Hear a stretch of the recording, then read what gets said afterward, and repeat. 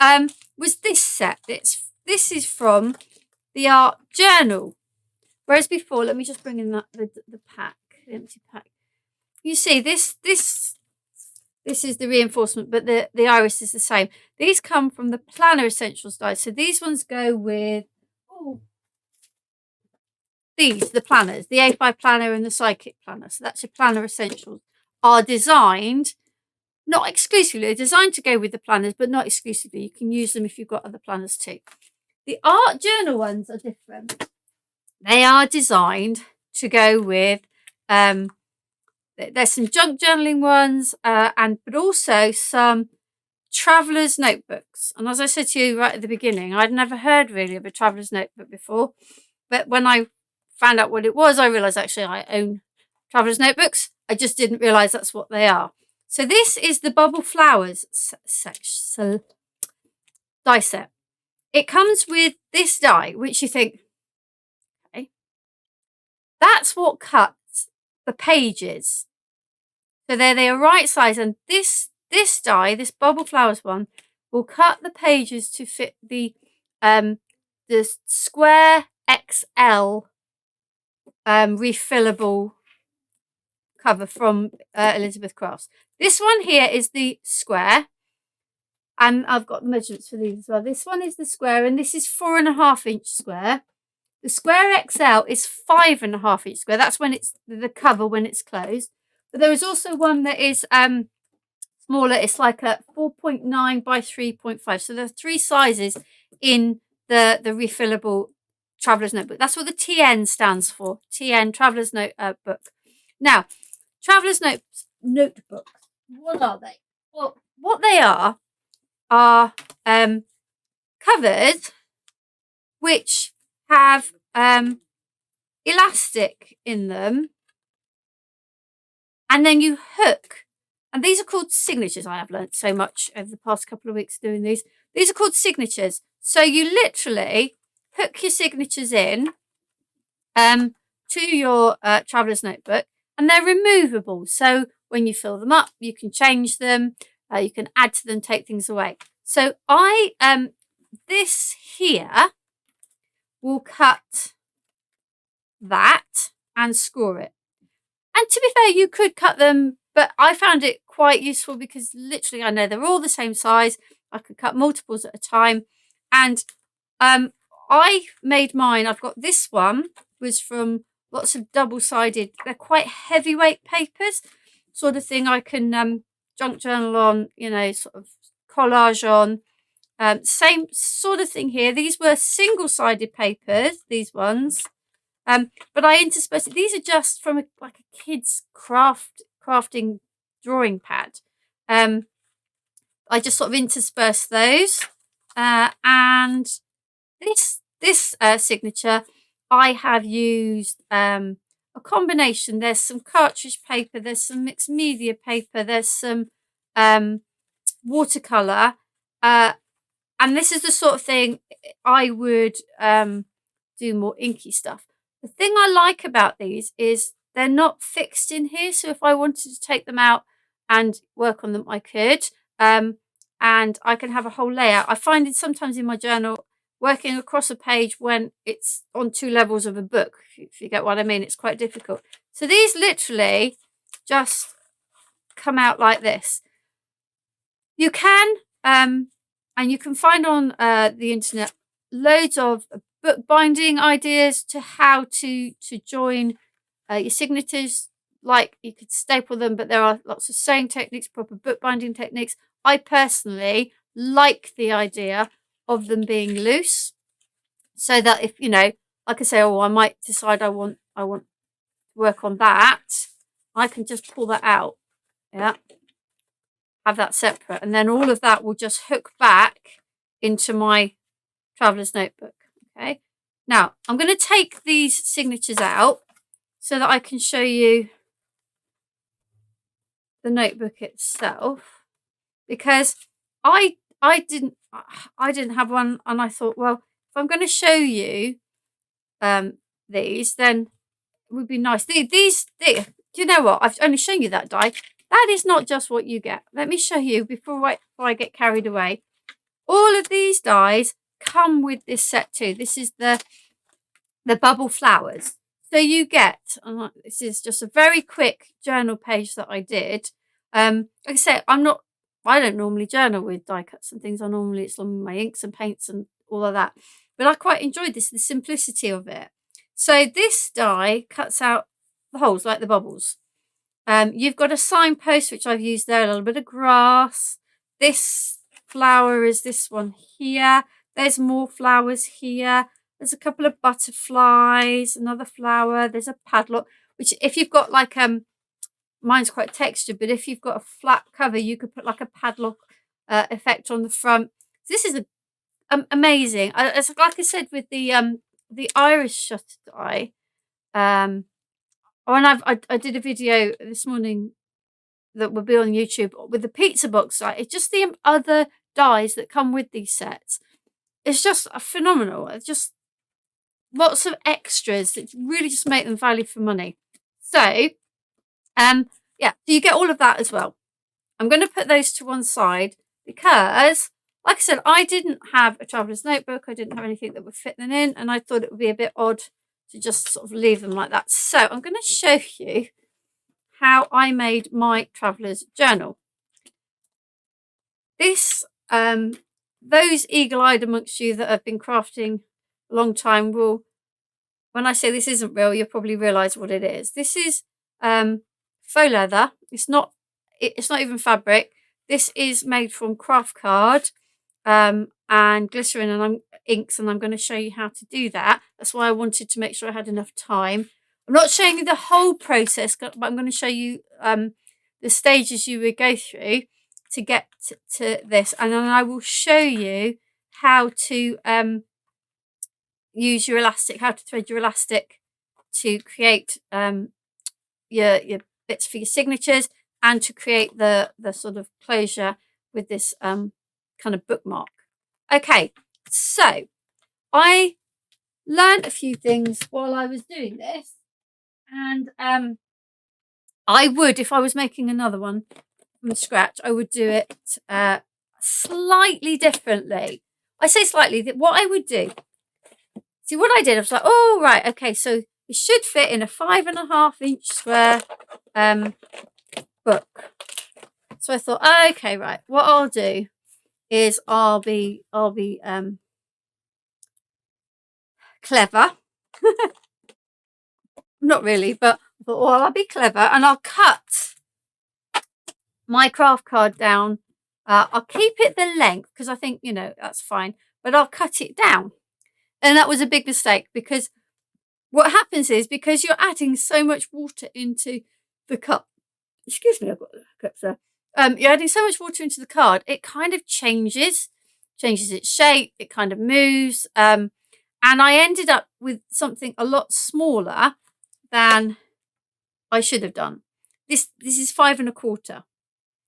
If I was to do this again, I would probably use a whole sheet of A4 and then cut it down to size afterwards, rather than cutting it down before I did the technique. Now, I am not going to do a whole sheet of A4. I am just going to cut a small piece of this to demonstrate the faux leather technique. Now, this is nothing I have come up with. This is an old technique. I'm going to go for, let's go for a reasonable bit, don't I? Okay, let's do that. Let's just do that bit there. This is a technique that has been around for quite a long time. When I went back and looked online to just double check that I remembered how to do it properly, I found all sorts of slight variations. But the technique is basically the same. So if you want the leather look, then craft card is the way to go. I am going to have a go at making one out of white card with some brighter colour inks. The technique is still the same, because what you are doing, this is craft card, but it's acting like fabric. If I try to do that with that, at some point it will just, like that. Can you see? I'm not bothered that it's done that because I need it to do it for in a minute. But it doesn't have the flexibility. What gives it the flexibility is the glycerin that we're going to use. So again, I found varying kind of ideas of how much glycerin to water to use. Now, this is an old sprayer. Somehow you can see by the colour. Look, this is my good sprayer. This is years old, but I've somehow managed to break the top, but I didn't throw it away because it's got Tim Holtz on it, and I can't throw it away. So I thought it would be a good idea to use this to mix my glycerin and water, and then I've got some already made up. I used my ruler and a Sharpie, and I've marked a quarter in each. It doesn't matter what you do, centimetre, half centimetre, whatever, as long as they're all equal. Because what you want to do is to mix a part to part. So I have gone with roughly a 6 parts water to 1 part glycerin. Some places I found were saying 10 parts water to 1 part glycerin. I just found I wanted a bit more of the glycerin in there for that flexibility. So providing all my measurements are equal, then all I have to do is put 6 water, 1 glycerin, and just normal glycerin. You can get it in the baking aisle, chemists. I have broken the metal lid on my glass jar, which is why I've got some in a little bottle. But this is just ordinary glycerin. There's nothing special. If you don't have a bottle, you can mark up. I did find this. I keep some weird stuff in my craft stash. This is one of those old medicine, like 10 mils, 20 mils, 30 mils. So if you're doing like 6 parts water to 1 part glycerin, if you filled that with water and then to the top with glycerin, yeah. I don't even know if I've got it here, which could be a slight problem. I had a little funnel I found. I used for an old iron that I used to fill, because I put it into these spray bottles because we're going to need to spray our card. Let's get on with it. Right, so that's what you want. So 6 parts water to 1 part glycerin in a spray bottle. All right, now I'm going to get messy. I mean, there is no two ways about it. It's going to get wet, it's going to get squidgy, but we're going to go for it. So the idea is we're just going to spray this with the water and glycerin, and then you're just going to start to rub it in. Now,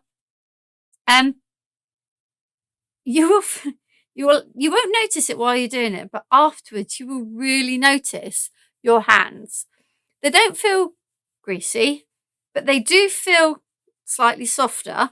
And I know that the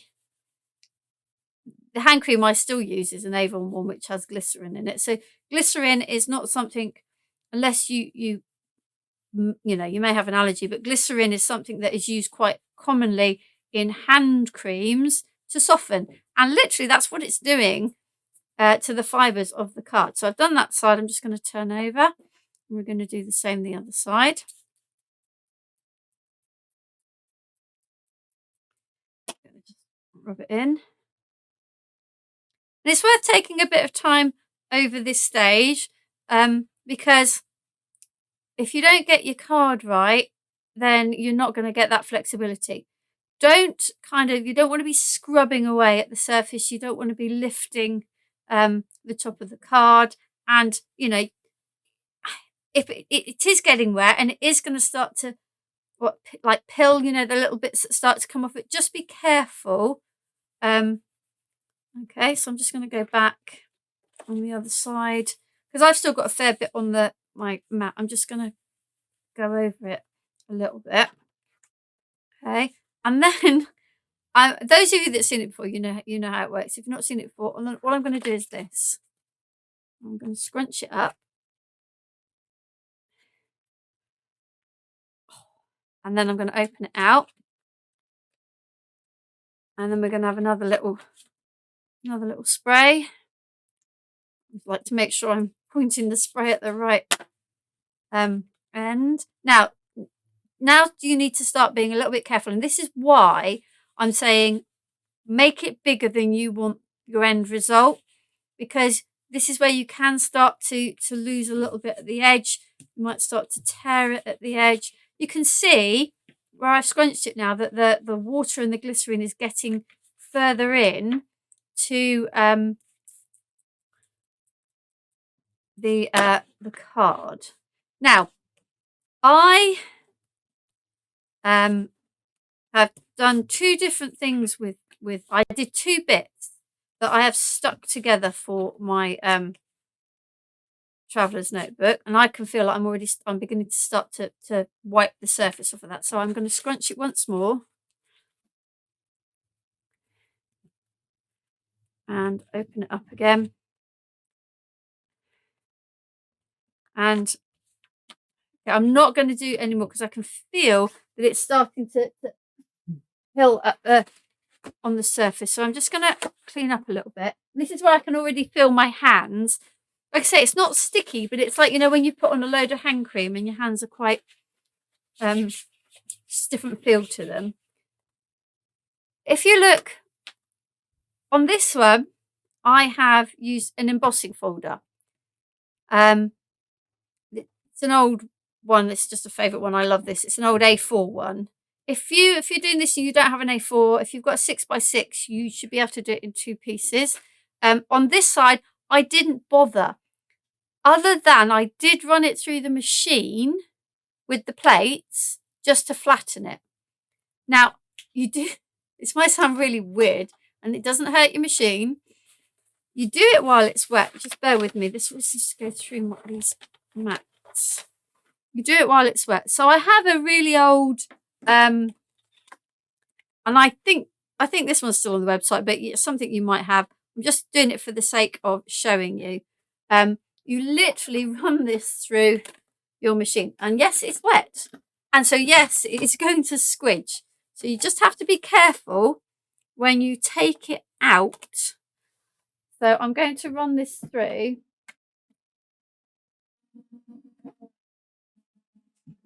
When I did the first one, I'd forgotten just how messy it could be, and I picked it up and stuff was running everywhere. And you will need to clean your you will need to clean your plates afterwards. As you can see, look, I've got water there, so let's clean that off. And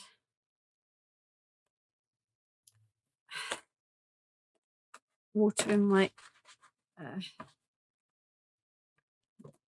folder. Let's get rid of those for now. Now, because I've run this through the I have kind of got rid of all these kind of wrinkles. So that's why I kept one like this. So this one is it's just been through without an embossing folder. When you put it through an embossing folder, it will level out the rest and leave you with the emboss. Okay. So what I need to do so that I can just keep going with this is I'm going to just try and squeeze out a little bit more. It's done. Putting it through does squeeze out a fair bit, but you do need it to be dry before we move on to the next section. So I'm going to just let the dryer go on this. Now the next part, am I loud enough over the thing? That's fine, yeah. Okay, so you need to decide on the colours that you want. And I quite like the traditional ones that you've seen on TV before. I like that dark, warm, leather kind of look, which is why I went for the craft card as well. So I've gone with the quite common combination of spice marmalade, rusty hinge, fired brick, vintage photo, and black soot. So these are the colours that I have used to create that. I watched, Sheena Douglas was the one that really brought this to sort of on the telly, and it's where we all picked this up from. I I watched one of her videos while I was deciding how to do this again. And she's tried it with Distress Oxide. She said it doesn't work. They're too opaque. So do stick with your ordinary Distress inks, not your Distress Oxides. Okay. Now, I'm not intending to completely finish this. So I'm going to go with it not being completely dry. But you'll get the idea in the middle. Ideally, you want it to be completely dry, and what I did was I literally just left it naturally. If you put it on a radiator, be careful because it will curl. If you've got like, radiator, it will sit like that.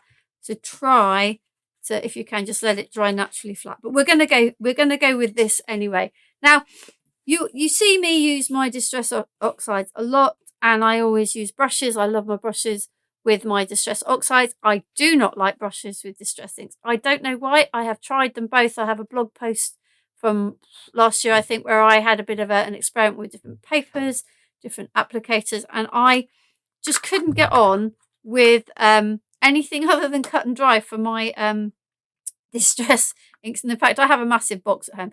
I mean, this is how organised I am. Look, I have a number, and in my box I have so where am I? That's the wrong one. I picked the wrong one up.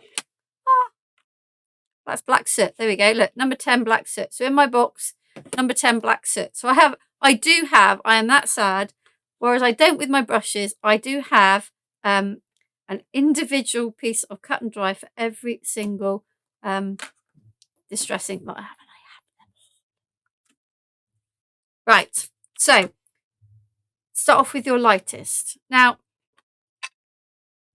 there is no need to be particularly fussy or how you apply it. Literally just get it on. So there's no like, oh.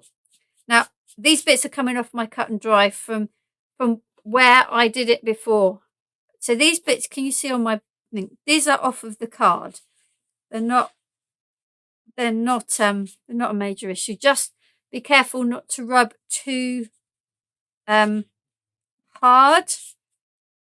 because this is still damp. So you are going to rub the surface off. Right, so let's move on to, oh, I've done that the wrong way. Look at that. I say, start with the lightest. And that's because, look, put the wrong lids on them at home. So I've just done the wrong things there, but not to worry. So I've just put Rusty Hinge, and now I'm going to put some Spice Marmalade on, which is the lighter of the two. It's not going to be an issue. Let's put some of the Rusty Hinge on. You can see I am not making any particular effort to make it, put things in particular places. And look, I mean, at the moment you're thinking, my goodness, that looks nothing like it. Right, bit of fire brick.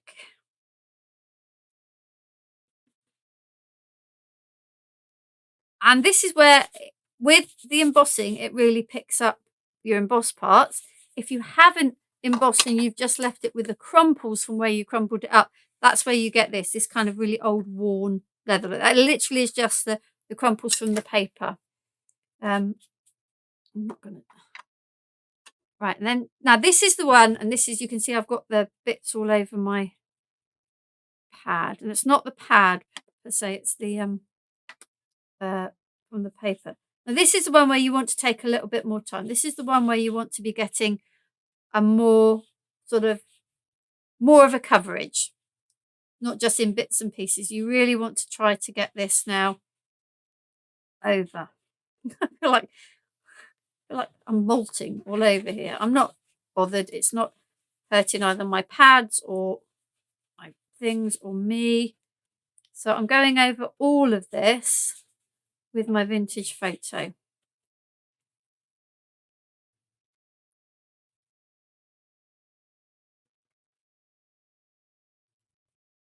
You see, I'm taking a lot more time with this one. This is the sort of predominant colour that I want. And this is why I also want, because my problem is with with anything, I love my kind of real sort of neutrals, or this kind of like autumnal colours. That's me. Sometimes I have to be forced out of my comfort zone. Now, I would at home go more over that, but you might be wondering why the black soot. The black soot really is what ends up just toning this down and making it much more. And you see it's now looking much more like this. It does need more vintage photo, but you're getting the idea. Okay. I'm gonna stop there for the sake of time. Put my lids back on my ink and sort of give this a bit of a heat blast, and I'll explain the next stages. And I'm gonna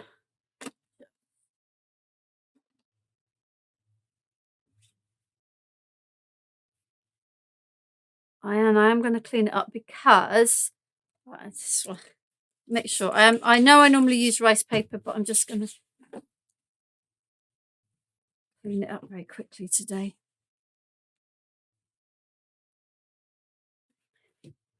Right, so let's give it a quick blast. No, I'm not.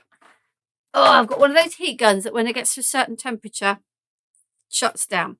Okay, let me explain what my next step is.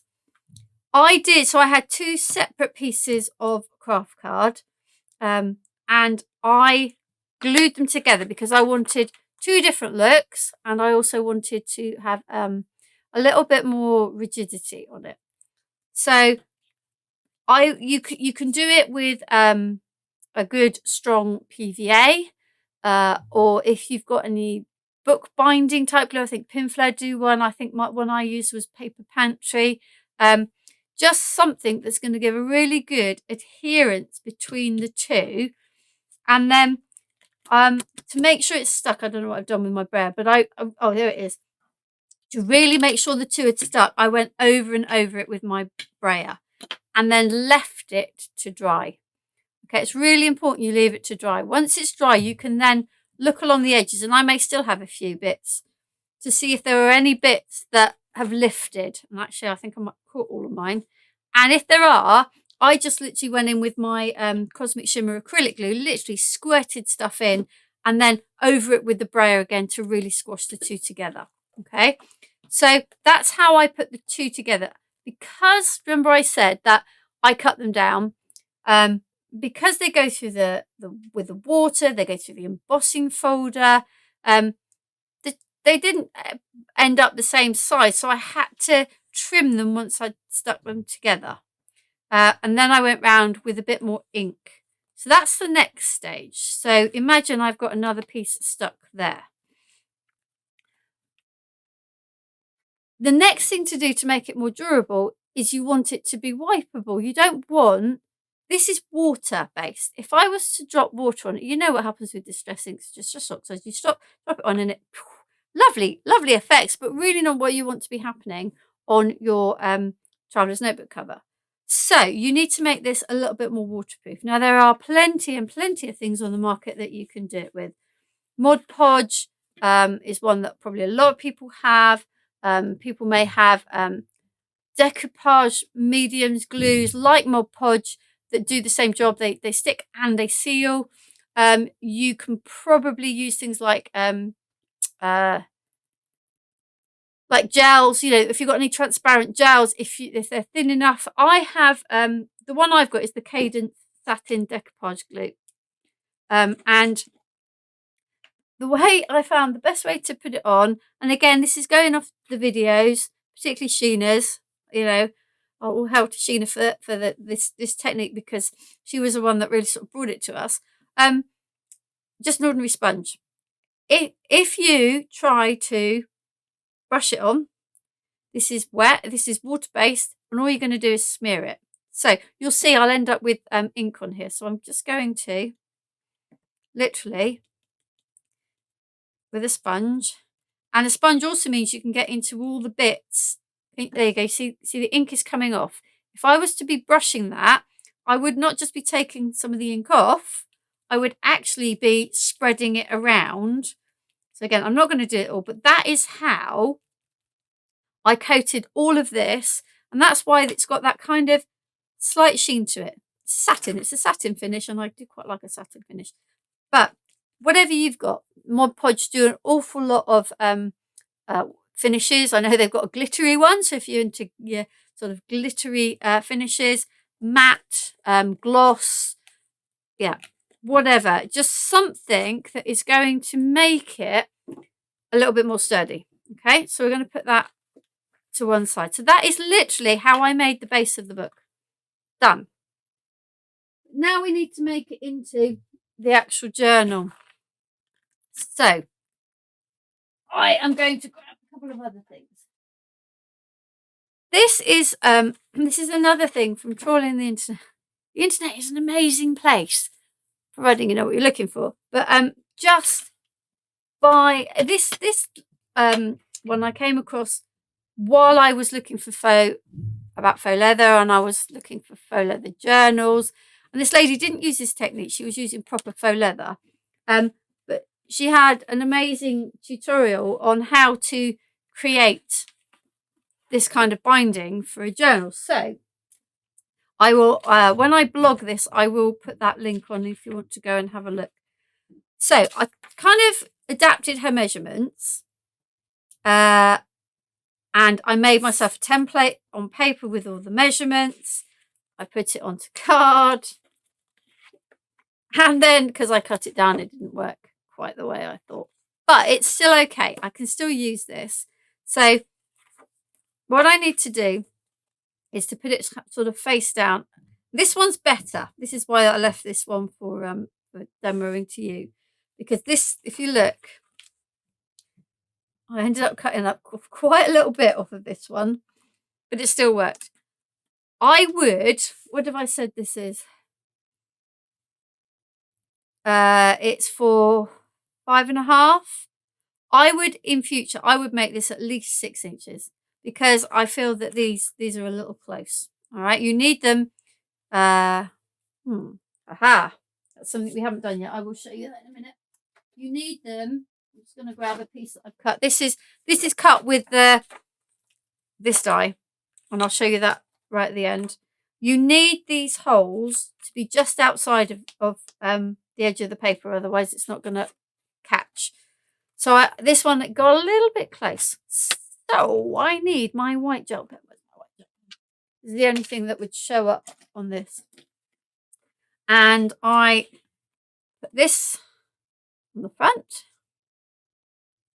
and turned it over. And the main one to get is that one. That's the middle one. Okay. Now, if like me, this is not at the top, then all I did was I moved it slightly down, moved it slightly in, and then I did my 3 dots and turned it round, kept lining up with that middle one, and then I put my 3 dots. Now, so I've got my dots, so I can see where I'm going with this. My piece of paper. So then I took my piece of paper and I put it down. I thought, ooh, is that going to fit? It's on the tight side. So literally, when I punch my holes, I'm just going to go slightly to the outside of those holes. So you can see why I say you might want to make this wider than I did. But it was all trial and error for me. Really enjoyed doing it, but it was a bit of trial and error to see what would work and what wouldn't. Now I am lucky enough to have a crocodile, but you could use I think they're called a bradawl or a pokey tool or something to make your holes. I know that I'm going to use my smaller hole. This is an 1/8. I don't even know whether, I don't think it's an 1/8. It must be an 1/8 of an inch, probably. Anyway, so I am literally just going to punch my holes. There. I know you probably can't see this because this is a head up, you're blah, blah, blah, blah. You're looking at it overhead and all you can see is the top of my crocodile. But once I've done it, you'll be able to see. One.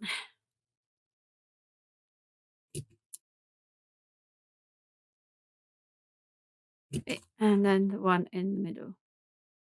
Right, so I now have my holes punched. And I have actually written down the way to do it, because it was like I was watching her and thinking, oh, okay, where's she going now? So I wrote it down. You need some elastic. Now, I happen to sew as well as craft, paper craft, and I, over the pandemic, made my own face mask. So I have this really nice, I think it's 3mm, but I'm not sure. Round elastic, so it's not like flat. But if you don't have this, whatever elastic, you can buy a cheap little offcut flat elastic. If you use something like beading elastic, which is quite thin, you might want to bulk it up a little bit. But I know that this is going to work perfectly. So I have, I think this is about 90 centimetres, which is too much, but I wanted to make sure I had enough. About 90 centimetres to do the book. And I think I've got 60 to do the closure and the tag. So no, I've got to go that way. Sorry, I need to just check. So you need the inside of your book facing you, and you go out through the middle one. And then you come back through the left. And again, when I blog, I'll put the link on to the lady's video, and I'll also write this down. You need to pull that through. That you need to keep. All right, you want that. Just have to kind of leave it for the moment. So I've gone out through the middle and now I'm going back out through the bottom left. So I've gone out through the middle, top middle, in through the left middle, and I'm going out on the bottom here. So I'm going straight down. So keep this one out. Okay. Then I'm coming back up. I think I'm coming back up through the middle. And then I'm going out here. Now, I know that I can get that through. There are ways of, if you can't get it through, there's a little trick, and it's the way I used to put the toggles on my mask. If you thread a needle with just ordinary cotton and you put it through and put it back, so you've got a loop this side, put the elastic through the loop and then pull the needle, and then that will pull your elastic through the hole. And then I'm going in through here.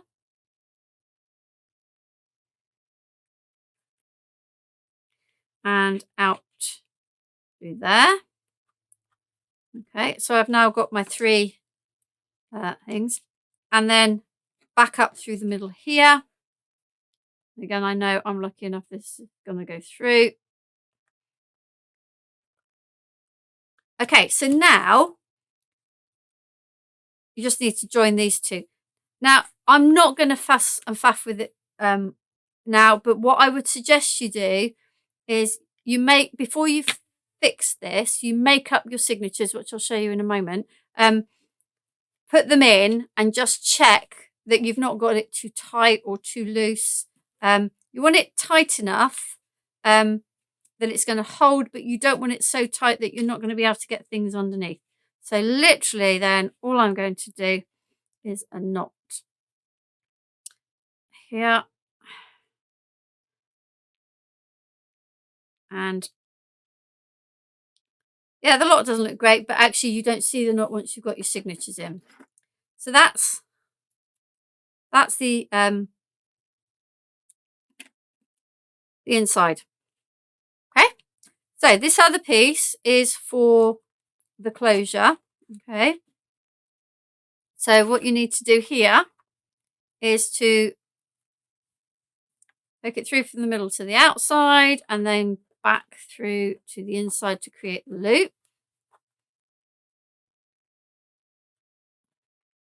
Okay, so you need that loop. Now I'm going to just move it because I want the measurements. Now I think I left about just over 3 inches for my loop. Not like stretched or anything, but just kind of about there. So then I'm going back in. I need to find both ends, but that one's got caught under there. Okay, and I'm going to tie. I'm not bothered if it comes in a little bit because I'm pulling on this anyway. I'm going to just tie a knot with both pieces. Okay, pull that through. Okay, now I'm not going to yet tighten it. I'm going to go back out and check. I've still got about 3 inches before I then sort of ease that down and pull. Okay, so I've now got my closure here. That will go over like that. This piece I can cut off. That's a bit long. I left enough. Yes, I have. Okay, this part here, you don't have to have it. You can cut it off. But what I've done is I've just put a little, pull my thing out, a little charm on the end. H for Hixxy Crafts, and I've got a C for me. This one's my Hixxy Craft one, and this one will be my one. And literally, I've just put that on the end. Again, these I had left over. I've not bought these specially. I've just used what I had in my stash. If you don't want the bookmark, you just cut this bit off.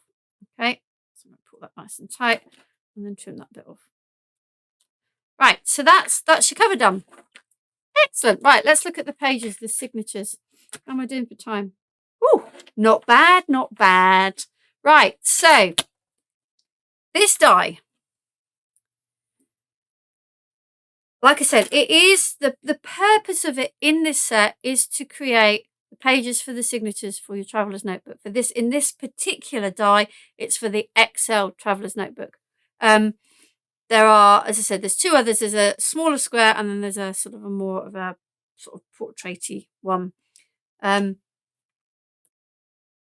However, there will be another video next week probably, where I looked at this and thought, you know what, that would just cut me a card blank. So you can also make a card with it. But okay, so literally what I did was I went through my stash, and I'm sure you know that we all buy things. We all buy paper pads, and we all look at some of the sheets and then go, ooh, I don't think I'm ever going to use that. Some lovely stuff, but this one is not particularly a favourite. This one's nice, but a bit big floral. But they're the sort of thing that, it wouldn't bother me to collage on, or to just sort of spray and ink and stamp on, which normally when I look at my papers in my books, I think, oh no, it's just for backings and things. So this is an opportunity to get into all those stashes. And I'm gonna, for those of you that have been crafting for quite a while, in my boxes I found do crafts. Like, they were the first papers I bought, and I still have loads of them. Brenda Pinnock from QVC. I had loads of stuff, and it's like, okay. But even then I was going through and go, oh no, I can't cut that one up. Oh no, I can't cut that one up. So even though I've had these papers years and never used them, I was still going, oh no, I might just need that for something special. So anyway, I prevaricate. It will depend on the thickness of your card / paper, as to how many you can get through. Now, these are quite heavyweight, double-sided papers. This one's heavier than this one, and this one is even kind of virgin on a cardstock. You won't get any more than 2 of those. The thinner papers, the thinner kind of scrapbooking papers, one-sided ones, you can probably get 3 through. Stuff like mixed media paper, stamping card, watercolor card, you're only going to get 1 through at a time. But I've got a whole box full here. I've done a load of cutting. So for future, I can at any time sort of mix up what I have in my traveler's journal. So we're going to put this. Oh, I am getting in a mess, but nowhere near as much of a mess as I thought I was going to. So I'm actually quite pleased. Even my hands are not as bad as I thought they would be. Right, so let's hopefully this will just cut these 2, and then I can show you. Oh, is it going to go through? I haven't got it lined up. I can hear the crunch, so I know that that has actually cut through those two, so that's good. If I'd have tried this, and believe me, I did at home, it would not cut through. It's just too much. Okay, so the other thing I found is that you have a score line, which is why I originally looked at it and thought, oh, card blank, because it has. Let me show you the die. Move it out of the way. The outside is a cutting edge, but you've got this ridge here, and that's not a cutting edge. It's not as raised as this. It's a scoring. It's for allowing you to fold your papers. Now, it depends, A, how many you put through, and B, how much pressure your machine's giving you as to how easy they are to see. But generally, when you start to fold them, it will become evident where that fold is, even if it's not particularly visible. And then just really make sure that you burnish them all. See this one was the top one. So I'm thinking you'll probably see that better. See the score line across there. Like I said, as soon as you start to fold it, it kind of, I'm quite pleased with how square that is. Right, so, that's my Hixxysoft one. Those over there for now. Let's grab, like I was saying, I won't do all of these, but like I said, I just kind of went a bit mad and kind of went through all my stash of the sorts of things. So what I'll do now is I'll keep these in a box, and then I can keep changing my signatures. So I'm going to grab that one back because I think I had actually sorted out sort of a nice pastel-y kind of one there. Let's put those to the side. So I'm just going to fold these. These ones are single-sided paper. So even if you've just got single-sided papers, you can still use them, because I was thinking, oh, but actually they'd be really good for, stamping on, journaling on. This. No, I shouldn't really say where I got things from, but this is Lidl. Where they just cheap coloured paper. So it's nothing special, but it's perfect for journaling in. And the other thing I quite liked when I thought about, the whole using using single-sided papers and plain papers. Some of these I cut in such vast numbers that the score line kind of didn't quite meet, but hey ho. Is that you get, for example, here you get a nice plain with a pattern, or you might get a white with a pattern or a white with a plain, and it kind of really mixes it all up. So what I'm going to do is I'm going to make this one signature, and we'll put this one in, and I'll grab a couple from my other one. So these signatures are really, I don't know why they're signatures, possibly because they can be personalised, and obviously signatures are personalised. But you can make them what you want them to be. I feel like I've missed a page there. This one made me laugh, right? You might be able to see it on the overhead camera. Men wanted. This is an old Ducross one. I don't know what they're wanted for.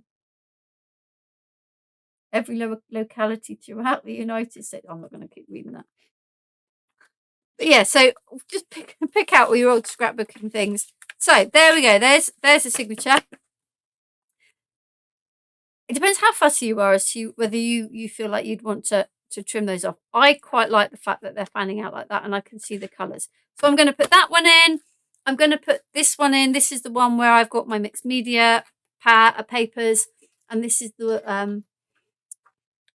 one where I've already done. So I'm going to take that off, and I'm going to have that at the front, and I'll do my little page on there. So literally now you hook that under the elastic. It's that simple.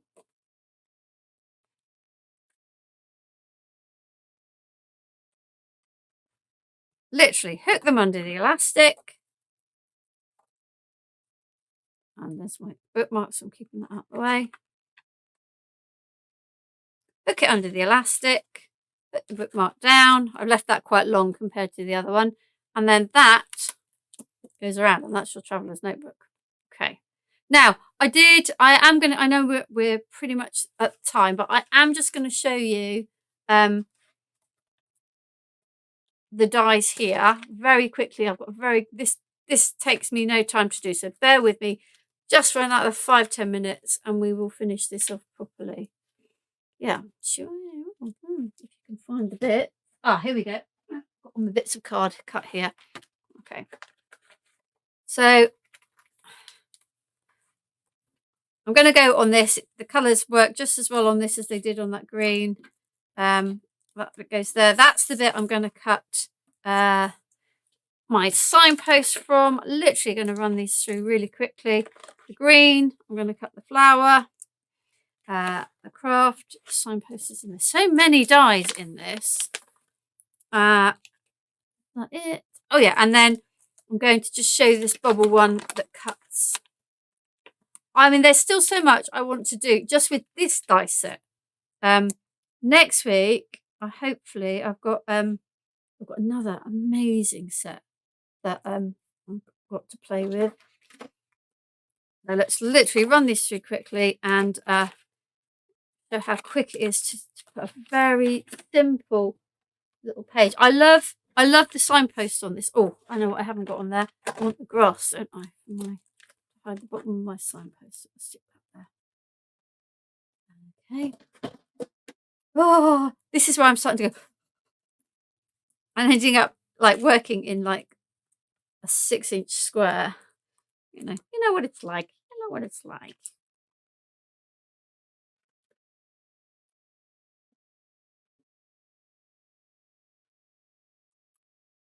Where's my signpost? Signpost on there. Right, quickly run that through. So the other two cards, I think I was being a bit optimistic as to whether I'd get to the cards, but we never know. So the two cards that I showed you at the start, the one using all these decorative dies from here and using this woohoo, bring everything in, doing 7 things at once. Using this as a card blank we'll record next week and put up on YouTube. And then the one using the iris shutter. I never know whether I said it right. After I said it, have I said iris or Irish? The iris shutter in a slightly different way. We'll put that one up on YouTube, but we'll record that sort of next Friday when I am here again. Right. So yes, I'm not tidying up after myself at the moment because I just want to get this done. So you can see there's those lovely bubble die. I think I might have done it a different way around this time. Yes, I did. Completely different way out. It doesn't matter. So there's that die there. I'm going to stick that there. Get my glue on. You can see this really isn't until the glue doesn't work. Really isn't taking very long. And this is just a couple of the dies. That one's not going either, is it? Oh yes. Phew. Phew. One of my glues is playing ball. So I could take this out just literally for ease of time. I am not taking it out. Put this bit of craft card. I barely scratched the surface of this die set, I feel. There's just so in terms of traveler's notebook, yeah, okay. But in terms of all these extra dies, that come with it, it isn't just a die to cut your pages. You could cut a card blank from it, but also you get all these other really fabulous additional dies too. So that is out. Down my note thing. So I want to put this, but don't put any glue on the end, so I can tuck the big flower behind. And we're going to go there. And we'll get some glue on the flower.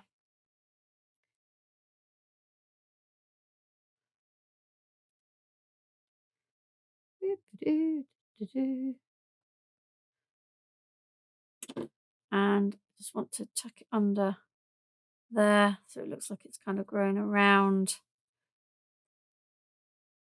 there. And I kind of see this like, because this is my first sort of foray into this type of journaling. I sort of see the signpost as like signposting the way to all the things that I could possibly be doing with this. If you are really into your into this style of journaling, please do comment. Let me know. Let me know if I've, if there's anything else that I could be showing, or if I've done anything not done wrong, but I've got any of my terminology wrong. Oh, that didn't stick. That stuck to my hand and then came off on my hand. Let's try that again. Right, so there you go. That is our traveller's notebook using the, I'm going to say the wrong thing, bubble flowers. So it's from the art journal collection. These art journal, all the art journal collections are kind of geared towards the traveller's notebooks, junk journaling, that kind of thing. So this die, these will fit in into the Elizabeth Craft XL, square XL, the extra large square traveller's notebook. This is the smaller square, and there is another one, but hopefully you've seen that, maybe the colours don't suit you, maybe, they're not in stock and you really want one. For now, you can make one for yourself.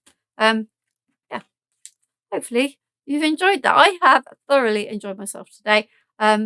Really, this has really sparked my kind of imagination and my creativity. I'm really hoping I get to work with some more Elizabeth Craft dies soon. Thank you ever so much for joining. Please make sure you hit like on our page to make sure you hear when we're going live again, and to hear when all the videos go on, and to also subscribe to our YouTube channel where all the videos are uploaded. But I don't just come and do the live on a Friday. We tend to do 3 or 4 videos in the morning as well, which go live through the following week. Thank you for joining me, and I will see you next week.